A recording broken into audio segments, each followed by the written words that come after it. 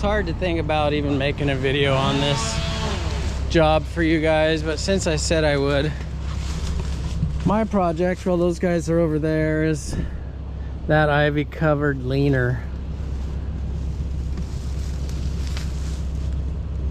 I'm wondering what's keeping it up. Just seems like it should have tipped over by now, but since it hasn't, I'm gonna act like it's not going to and go up there and start cutting things off of it. We got a propane tank. We got some old structure there that we probably don't want to destroy. Some kind of structure there. That fence is supposed to be still there when we leave. I'll figure it out. I'll do some video for you.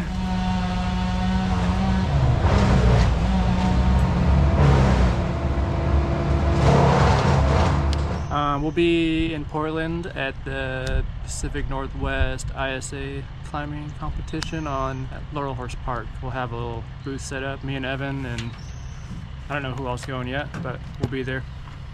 What's the address? It's Laurelhurst Park in East Portland, Northeast Portland. Are you going, Evan? This weekend? Yeah. Yeah, I'll be there. Yep. Sam? No. Angie? Yeah. Angie, yeah.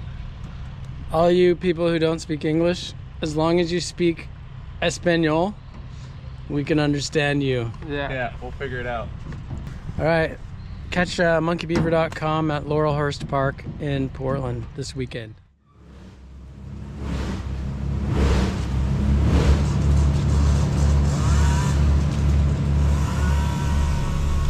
What's up, YouTube friends and family? I have a job to go do, and I have today Jeff Schroeder, the infamous Jeff Schroeder, Maxwell, who's been almost a year working with me now, Samurai Joe, the famous mastermind, and Evan, Monkey Beaver Office Evan. We're gonna go and try to get this job, some kind of hazard response job. I haven't seen it,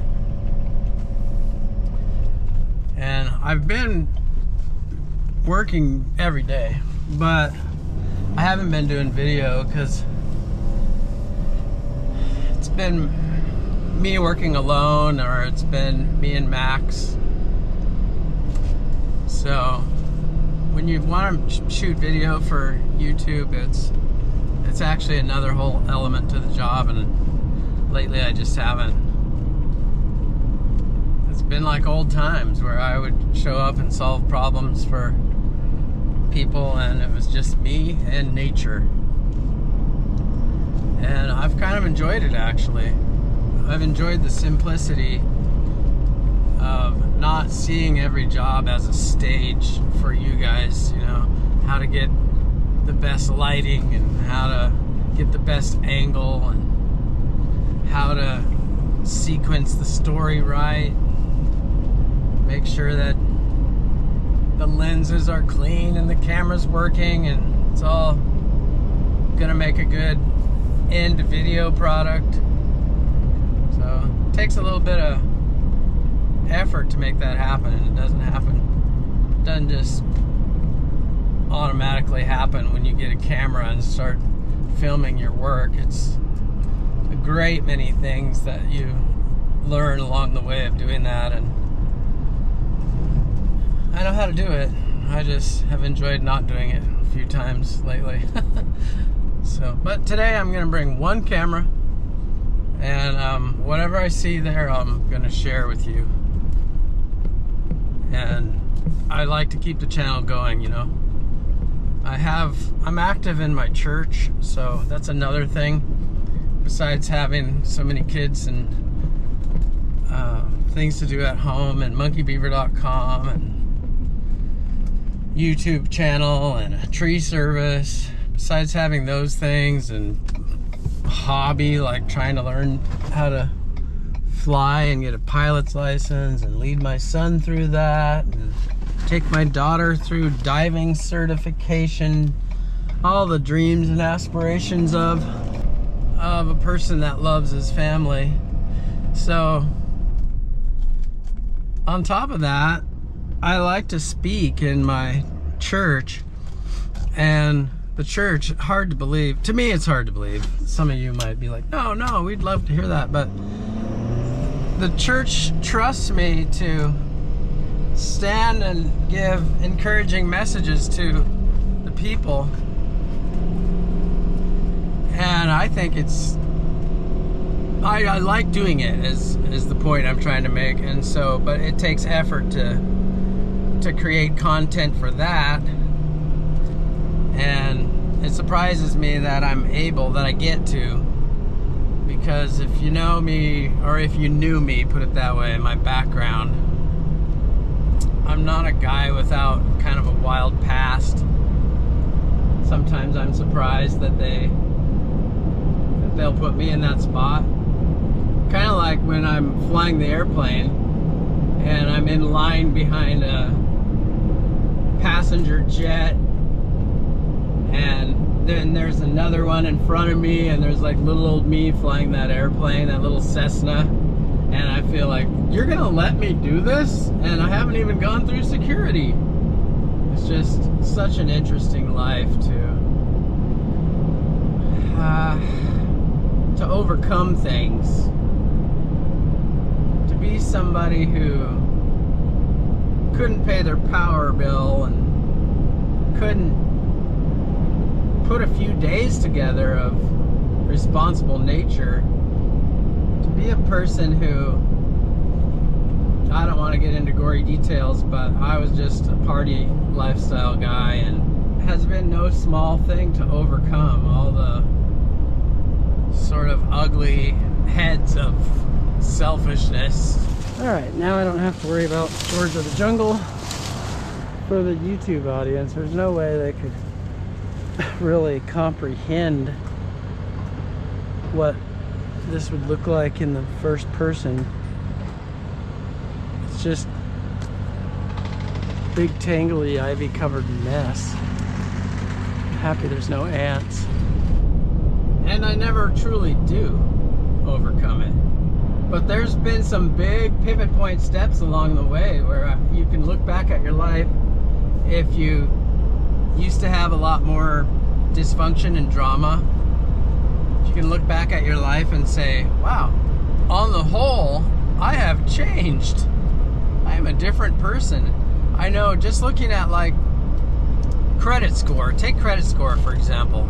So YouTube, here I am, SRT, stationary rope system, or whatever it's called. And then this is my rigging line. There's a fence down there, things, so I can't just happily bomb. I had either no credit or terrible credit for years because I had collection agencies and court fines and just tons of debt. Like, life was just too hard for me. I didn't understand why or how people could be normal and just like do these silly things like paying for insurance and stuff. And then I had a pivot point, a major pivot point, and I started to pay down debt and collection agencies and fines, and started to do all these things on a consistent basis. And I didn't feel like I was some butterfly that had changed so much. But then, after many years went by, I had to fill out some sort of credit history type thing. And it printed off like 60 pages of sort of a ledger of who you are on paper. And for all the years, I had no late payments. It just seemed impossible. I was inspired by it because it seemed so impossible that it could be me that had a long history of good behavior, of responsible behavior. It seemed impossible. The classic statement, if I can do it, anyone can do it, comes to mind. Like I've just been, in my mind, this dodgy guy that jumps from one slippery rock to the next and somehow makes it across the stream without splashing. And it feels willy-nilly the whole way, but there was a lot of rocks I jumped on. And I made every one. And here I am on the other side. It's interesting how we can look at ourselves and think we're so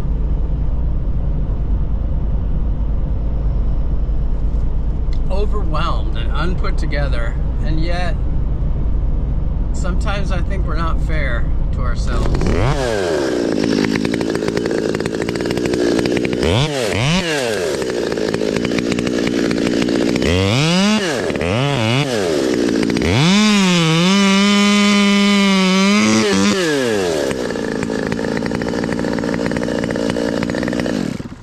And it's going to tangle up on the stuff below,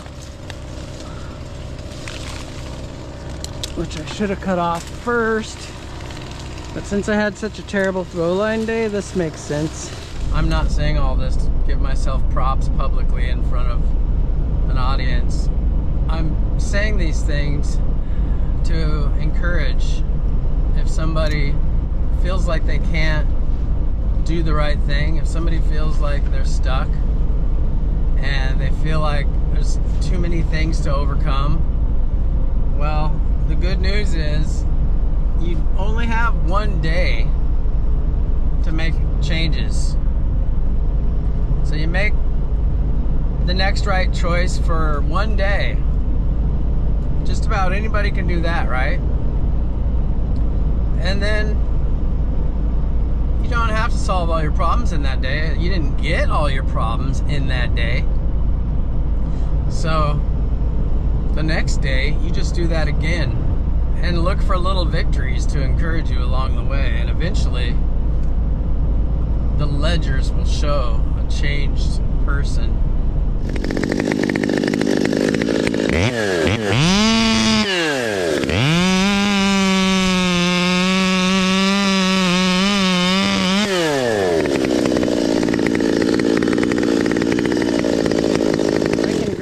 From you in a second if you want to go hands-free. Are we preserving our ancient old rusty wire fence? What a great video, huh? You guys can see and comprehend so many things from this herky-jerky viewpoint. I got another one on for you.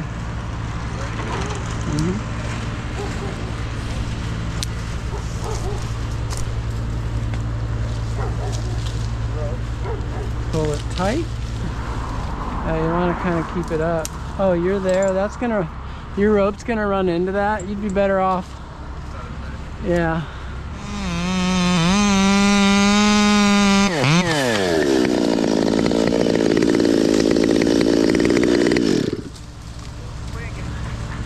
Right. You barely cleared the fence and nailed it. Perfect. I didn't realize there's such a heavy stuff on it. I was like, oh. I held on to it, so I didn't let it slip until it got over the fence. Let her go. So was it going to be hard to hold if you didn't let it go? We're through two crotches up there, which makes it cool for doing more weight without a device. I'll do another one because it'll swing over the fence too. But you'll have to bring that rope way out and around and flip it to me. So nobody's gonna get creamed, right? Nobody in the way? Yeah.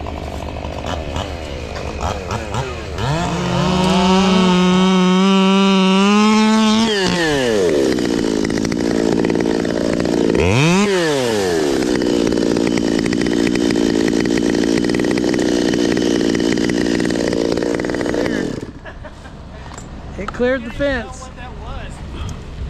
I couldn't even tell how much it cleared, but I had this thing. Well, the ivy hit the fence, but not the log. What's that? Yeah.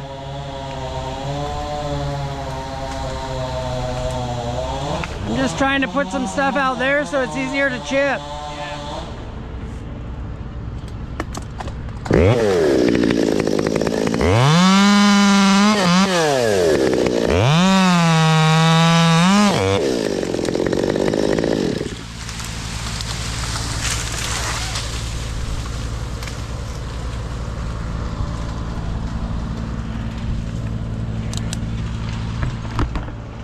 Another piece of the puzzle. Got a lot of weight off this tree now. I'm not worried about it.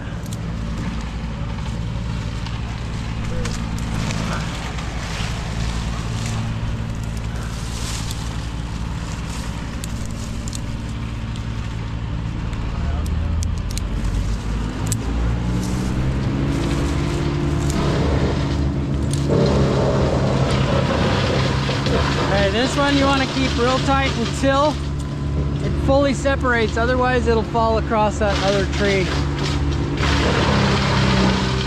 When the butt comes off, the butt weight is going to pull it down through that mess. That's why it's tip tied. You're going to hold on to it until it's off, and then it's going to get obvious.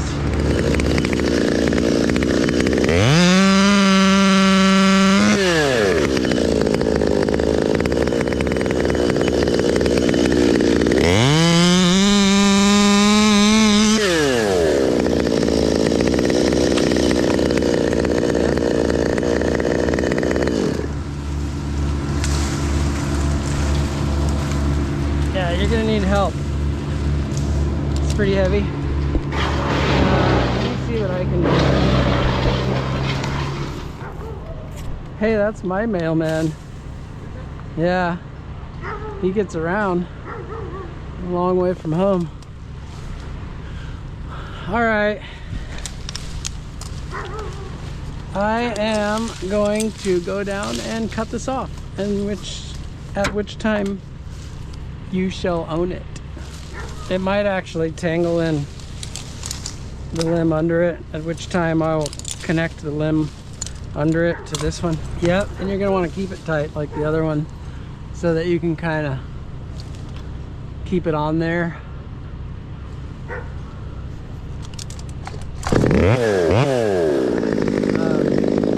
When the butt weight finally kicks in, it's gonna drop it down.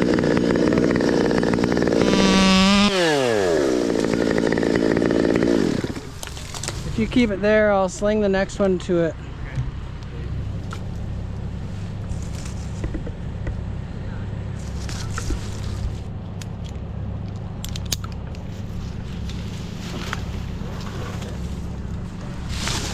Ready for it?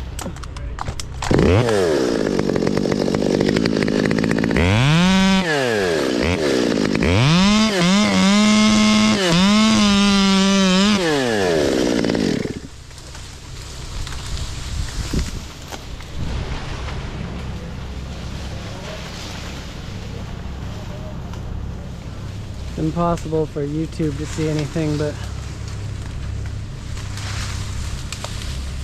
it's a pretty good amount of tree that just left.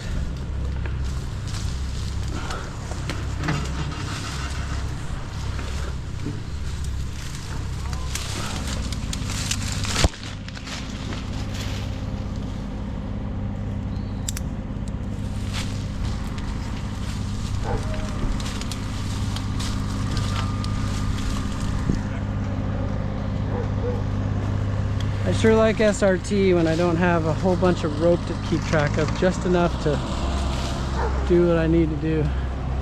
All right, pull that tight.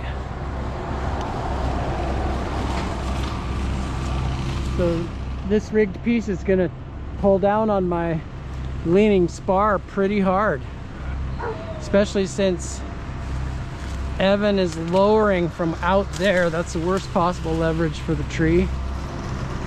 The good news is I'm pulling the tree back because I'm rerouted from there, and so I'm kind of guiding the tree back a little bit, and I'm opposing the force that I'm about to put on it. So it should be a good balance of power.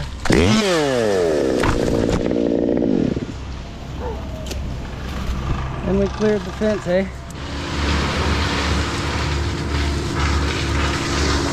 All right, pull it up. If you time it right, you should be able to swing it over the fence and drop it. Keep pulling.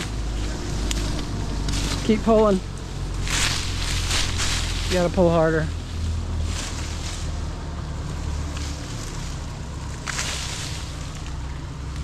There you go. A little ivy knot in it.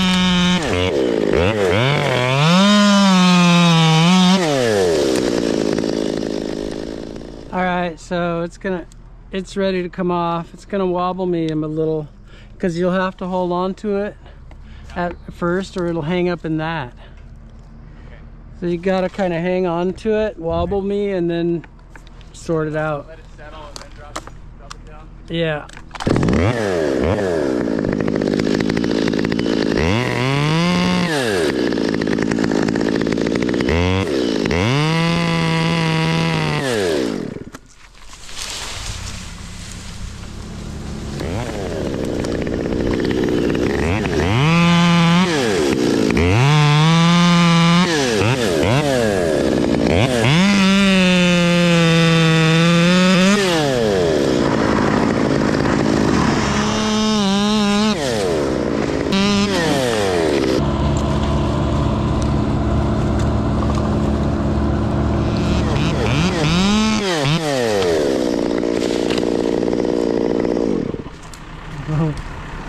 Good thing that was the ivy and not the log.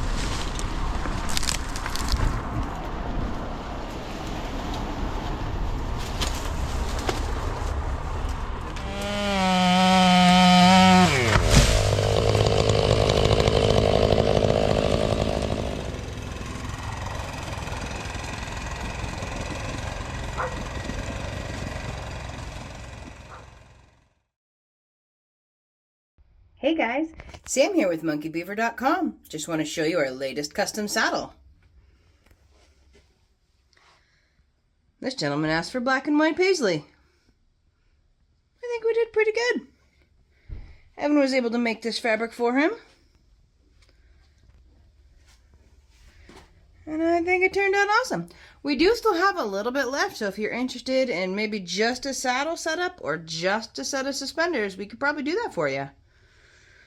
All right, guys. Happy climbing. Monkey Beaver, dum dum.